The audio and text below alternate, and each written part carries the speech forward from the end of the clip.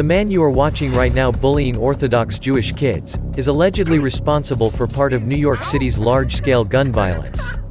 His name is James Alston, aka Ben Trish.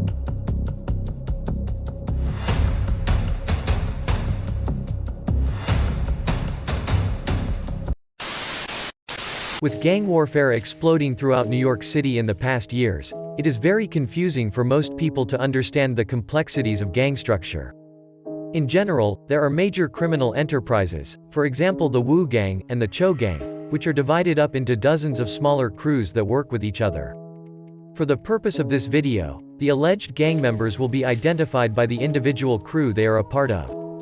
In Brooklyn, the DA and NYPD's strategy to combat gang violence is called precision policing, which involves tracking the most violent perpetrators of gun violence and making precise arrests, while deprioritizing lower-level associates. Due to its dense population and strict laws, it has been extremely difficult for gang members to carry large rifles or quantities of firearms in New York. For this reason, New York gangsters prefer to use small, easily concealable handguns, usually trafficked in from down south. I got introduced to running the guns from Atlanta up to New York, where I found out that it's a better market as far as money-wise. I'm here for cheap and just take them up there and sell them for more. Where are these guns on the table? Where are they off to? 5 of these are the best ones are going to New York, where we got a strong foothold with, you know what I'm saying, blood gangs up there. Even though they prefer to use small handguns, the gangs are still able to cause mass violence and carnage across the city. This is because they turn these handguns into community guns. A community gun is a firearm that belongs to a certain gang, and is free to be used by any member of that gang when needed. In 2021, the NYPD tracked the usage of an apparent community gun as part of an investigation into 2 crews in Brooklyn. What you are about to hear is a brief case study.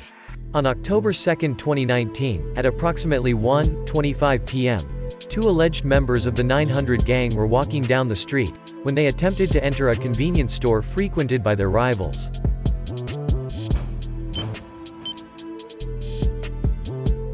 Immediately after entering, they spotted a rival gang member near the counter. The 2 men quickly retreated and hid outside the entrance of the store to wait for the man to exit. When he did, one of the men fired a .40 caliber handgun repeatedly at the rival, striking the man. The rival survived. Months later, detectives would look through the Facebook posts of some 900 members, and found an astonishing picture.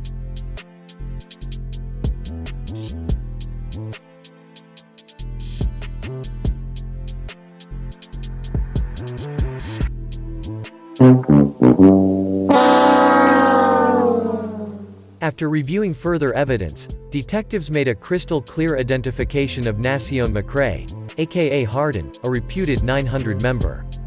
But still, they continued to track the gun which was involved. Just a day later, on October 3, 2019, at approximately 2:55 p.m., 3 men are walking down a crowded street in Brooklyn when they see 3 members of the 900 gang, James Alston, Sean Singletary and Jalen Elliott. The men immediately turn to run, but James Alston, also known as Ben Trish or Ben Trishi, fires repeatedly.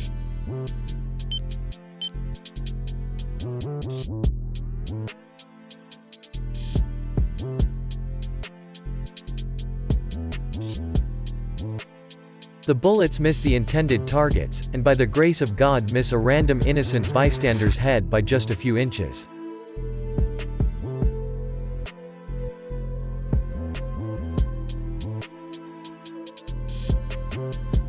Afterwards, Ben Trish went on Facebook and made several posts about how he was quote-unquote sick, possibly trying to cover up any involvement he had in the incident. Or maybe he was subconsciously remorseful, but it seems we will never know.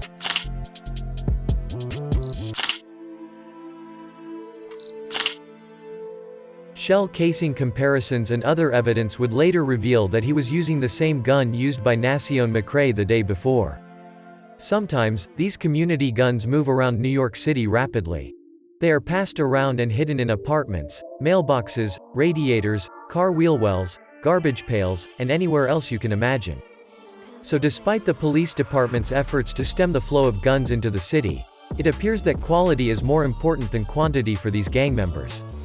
It took well over 2 years for the Brooklyn DA to charge the suspects in these two mentioned incidents, but all of them were well known to law enforcement. While both Nacion McCrae and Ben Triche pled guilty to their respective cases, it is yet to be seen if the NYPD's precision policing tactics have been working.